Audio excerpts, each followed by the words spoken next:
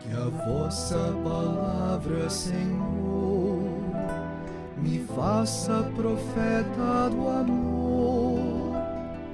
Dai-me a sagrada unção e a ousadia do coração para anunciar o Evangelho de Deus, palavra da salvação. Em nome do Pai, e do Filho, e do Espírito Santo. Amém. Seja muito bem-vindo, amado irmão, amada irmã, jovens, crianças, todos vocês, internautas, que nos acompanham aqui através de nossas redes sociais. Fiquei feliz em saber, inclusive, que algumas crianças vêm falar comigo que estão até escutando, motivadas por seus pais, esse nosso momento de fé e oração. Deus abençoe vocês, a família. Pois família que reza unida, permanece unida, nos ensina São João Paulo II. Nós estamos no 10º domingo do tempo comum e a liturgia vem nos alertar a respeito do mal, do maligno, que nós devemos enfrentar com a graça de Deus. Ele é uma criatura, mas Deus é Criador, vencedor, que nos ajuda neste combate espiritual. Neste mundo, nós temos que escolher o bem ou o mal, servir a Deus ou ao demônio. Não se pode servir a dois senhores, por isso que devemos ocupar o nosso coração para que Cristo possa reinar em nossas vidas. Cristo precisa de fato triunfar através de nossas atitudes, cooperando com a vontade de Deus. Portanto, ou se vive uma vida na graça ou no pecado. Não podemos consentir no pecado. É preciso renunciar, como fazemos em nossa renovação das promessas batismais. Nós renunciamos ao demônio, ao pecado, às seduções do mal, para que Cristo possa reinar em nossos corações. É o que acontece quando diz a frase: por fim, o meu imaculado coração triunfará. O triunfo do coração imaculado de Maria se dá na medida em que deixamos que Cristo possa reinar em nossas vidas, em nossas atitudes, gestos e palavras. O batismo apaga o pecado original, nos torna filhos e filhas de Deus, santos, mas permanecem em nós estas inclinações para o mal, a concupiscência, e somos muitas vezes provados, porque Deus respeita o nosso livre-arbítrio. E com base nas Sagradas Escrituras, no Catecismo da Igreja Católica, na tradição apostólica, procuramos dar razões de nossa fé. Não é a nossa vontade que devemos fazer, mas a vontade de Deus. Devemos pertencer à família de nosso Senhor. Minha mãe, meus irmãos, são aqueles que fazem a vontade de Deus. É o que nos diz Jesus no Evangelho de hoje. E neste tempo comum, é um tempo litúrgico propício para aprendermos sobre as coisas de Deus, o ministério público de Jesus para a nossa vida cristã. E é preciso conhecer para poder amar, como nos ensina Santo Agostinho. Jesus, que foi obediente ao Pai, em contraposição, em contrapartida ao velho Adão. O primeiro Adão foi desobediente a Deus, pecou por virar as costas para o Senhor, onde ele desfrutava do paraíso, da graça de Deus, mas perdeu esta graça por causa da transgressão da lei. Por outro lado, Jesus veio, é o novo Adão. O primeiro homem perdeu o estado de santidade porque usou mal a sua liberdade, de tal maneira que quando preferimos o pecado à vontade de Deus, inevitavelmente experimentamos suas amargas consequências. Por isso que todos nós nascemos em pecado, herdamos o pecado original, que é apagado quando a pessoa humana é batizada em nome da Trindade, pois assim Jesus o quis. Batizem em nome do Pai e do Filho e do Espírito Santo, e é em Cristo que todos se tornarão justos. Leia, se possível, Romanos no capítulo 15. Pois bem, e quando Jesus veio com a encarnação do Verbo que veio ao mundo para trazer a salvação, ele é o dom de Deus e veio para expulsar o príncipe deste mundo. João 21:31. Para exorcizar, para expulsar o mal, embora devamos saber que o mal é um mistério e está presente em nossas vidas. Jesus, inclusive, nos ensina na oração do Pai Nosso a rezar: não nos deixeis cair em tentação, mas livrai-nos do mal, do maligno, de suas seduções. Porque os primeiros pais foram seduzidos, tiveram culpa. Às vezes nós queremos colocar culpa em Deus de nossas atitudes e acabamos desculpabilizando nossos atos. Foi o que aconteceu com Adão, que colocou culpa na mulher e depois em Deus, quando ele diz: foi a mulher que tu me deste. De modo que houve aqui uma desorganização, desmantelo. Ele, após consentir com o pecado, começou a julgar, a culpar. Não assumiu a própria culpa, por isso que ele se desarrumou com Deus, se escondeu, e Deus pergunta: onde está? Então o pecado começa aí, com a sedução, mas Deus faz com que a serpente rasteje.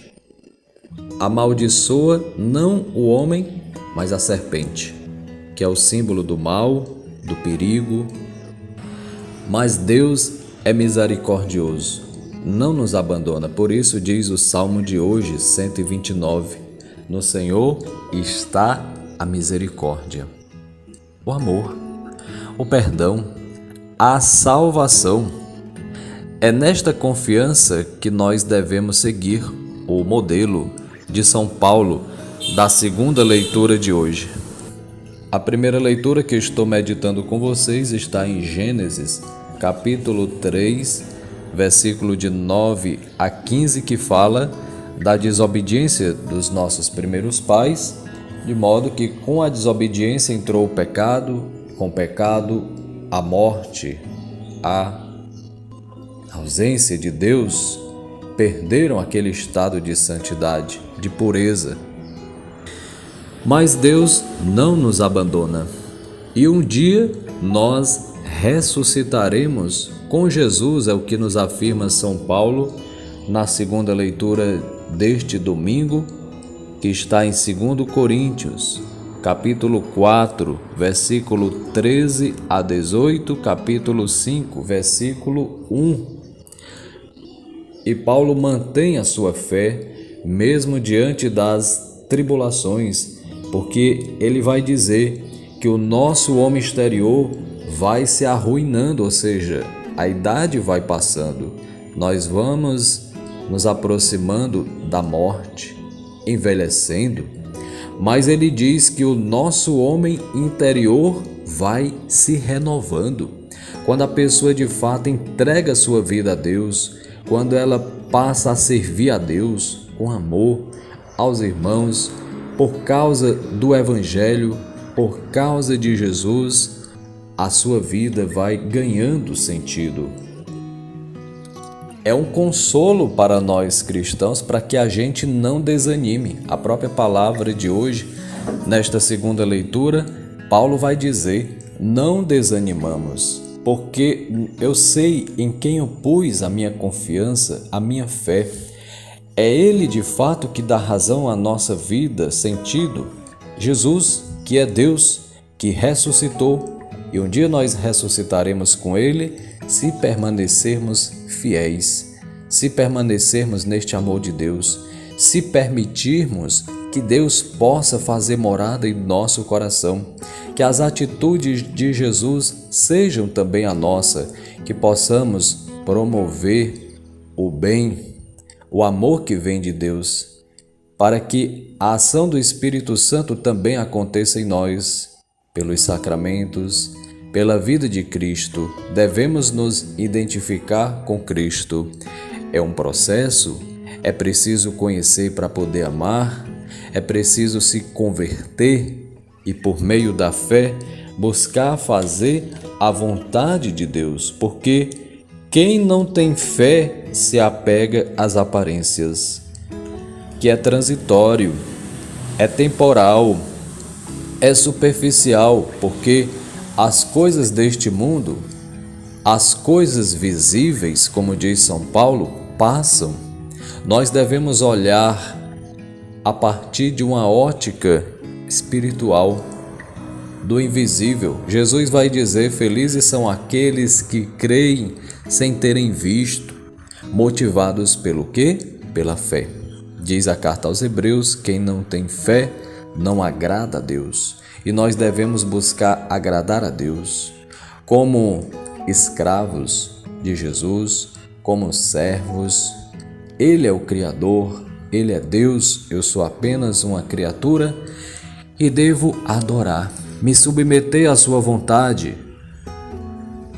E não foi o que aconteceu com os anjos rebeldes, por isso foram expulsos. E onde nós falamos dos anjos caídos, a culpa dos anjos por não querer se render à vontade de Deus, não querer obedecer por causa da soberba. E o princípio da soberba é afastar-se de Deus. São João vai falar sobre a superbia vitae, ou seja, a soberba da vida. De modo que hoje, como criatura, nós podemos ser como rei, mas amanhã nós estaremos mortos, é o que nos ensina São José Maria Escrivá. E o pecado mancha a nossa alma, é a lepra da alma, porque desfigura a imagem de Deus em nós. Uma vez consentindo com o pecado, nós corremos um sério risco de perder a salvação. Perdemos, por exemplo, a graça santificante quando pecamos mortalmente, quando transgredimos a lei de Deus, quando não queremos seguir seus ensinamentos, mas seguir nossa própria opinião. Daí a importância de entrar na lógica de Jesus, no reino de Deus. Por isso que ele chama a participar da sua família. A mãe de Jesus e seus parentes estavam ali fora, mas Jesus não estava desprezando eles, mas deu um ensinamento. Minha mãe e meus irmãos, irmãos aqui no sentido de parente, e é preciso entender isso, aqui eu abro um parêntese para dizer que no Antigo Testamento, desde o Antigo Testamento, quando até se fala irmãos, são os parentes, primos.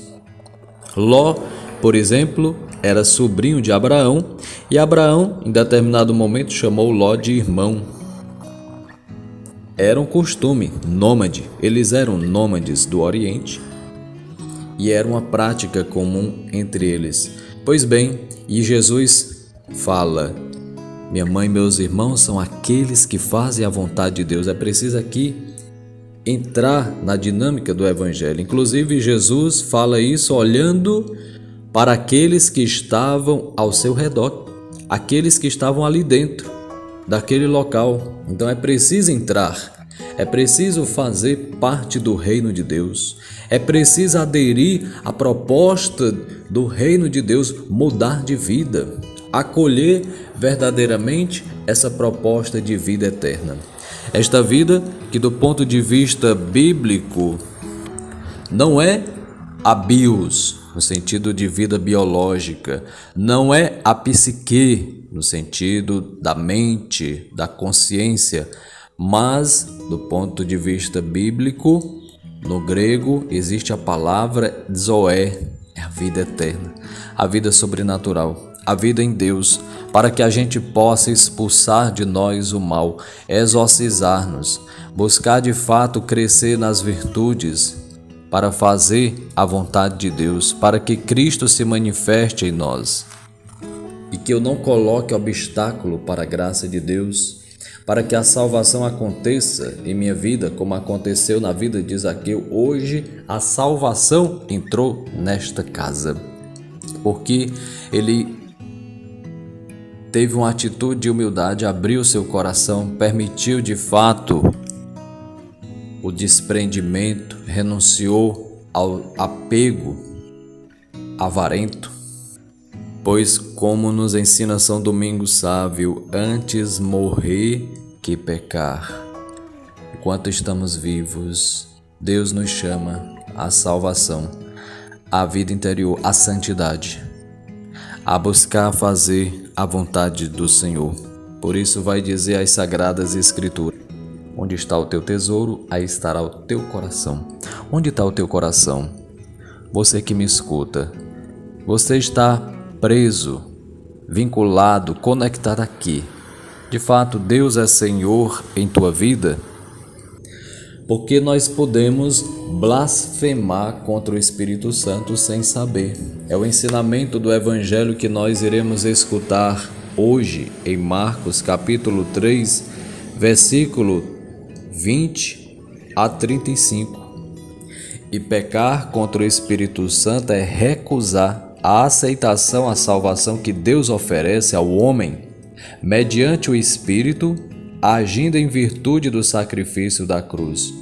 Ou seja, quando eu sou duro de coração, rejeito os sacramentos instituídos por Cristo, a sua igreja, seus ensinamentos, e não permito que esta graça possa invadir o meu ser, eu peco mortalmente, já neste mundo me condenando. Mas há uma possibilidade de mudança pela conversão. O Papa Pio XII tem uma frase que diz: o pecado do século é a perda do sentido do pecado. Quantas pessoas perderam o sentido da vida, o sentido do pecado, não levam mais em conta os mandamentos, perderam a noção de fato da vida eterna. Por isso diz Jesus que nem todos entrarão no reino dos céus. São poucos os que se salvam, mas para Deus nada é impossível. A porta, meus irmãos e irmãs, continua estreita e precisamos mortificar a nossa carne.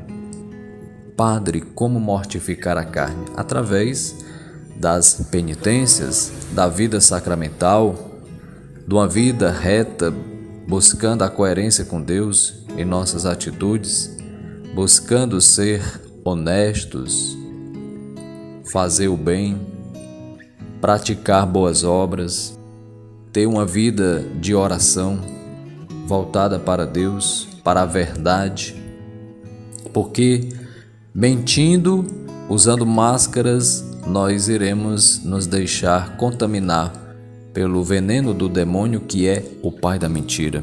Mas ao contrário, devemos buscar no Senhor esta força, Ter uma vida espiritual ordenada. São Tiago nos ensina no capítulo 4, versículo 7: resistam ao diabo e ele fugirá de vós. É preciso resistir, é preciso ter força, mas sozinho a gente não consegue, precisamos de Deus. Daí a importância de entrar, repito, na dinâmica do Senhor do Reino. Caminhar segundo o Espírito Santo de Deus é o que nos ensina São Paulo na carta aos Gálatas, capítulo 5, versículo 25. E por fim, eu gostaria de apresentar 6 pontos para vocês sobre o pecado contra o Espírito Santo. O primeiro ponto é o desespero da salvação. Existem pessoas que já dizem estar no inferno, que já são condenadas, que não importa se estão no pecado. O segundo é a presunção, a pessoa que acha que vai se salvar ou que já está salva, que Deus vai perdoar a essa pessoa, de modo que ela não precisa participar da missa, ela não precisa receber os sacramentos, isso não importa, né? Ela já está salva, porque Deus ama. O terceiro ponto é o combate à verdade conhecida, ou seja, a pessoa já se julga dona da verdade. Ela não aceita as verdades de fé por puro orgulho. Por exemplo, ela pode chegar a dizer que não existe inferno, pode até dizer que Nossa Senhora não é mãe de Deus, nega os dogmas, as verdades, nega os sacramentos, não acredita na Eucaristia. O quarto ponto é a inveja que ela tem de pessoas que receberam graças de Deus, que Deus dá ao outro e não a ela ou a ele, e às vezes se irrita contra o próximo por causa desta graça que o outro recebeu e revolta-se até mesmo contra Deus. Foi o que aconteceu com Caim, que matou Abel. Sexto é a obstinação ao pecado, ou seja, a pessoa sabendo da gravidade do pecado, ela continua pecando, ela não muda de vida, ela não toma uma resolução. Isto é obstinação, de querer permanecer no pecado, achando que Deus é maior, que não vai condenar. E por último é a impenitência final, onde a pessoa não se arrepende de todo o mal. Ela não quer se converter. Mesmo na agonia da morte, ela traz um ódio por Deus. No entanto, apesar de tudo isso, Deus não falha em sua misericórdia. É preciso que o pecador se arrependa. Alguém que está nesta situação, é óbvio que está no pecado grave, e se morrer, não existe salvação para essa pessoa. É o que Jesus diz: o pecado contra o Espírito Santo não tem perdão. Uma pessoa que morre nessa situação, ela está condenada de fato ao inferno, à ausência de Deus.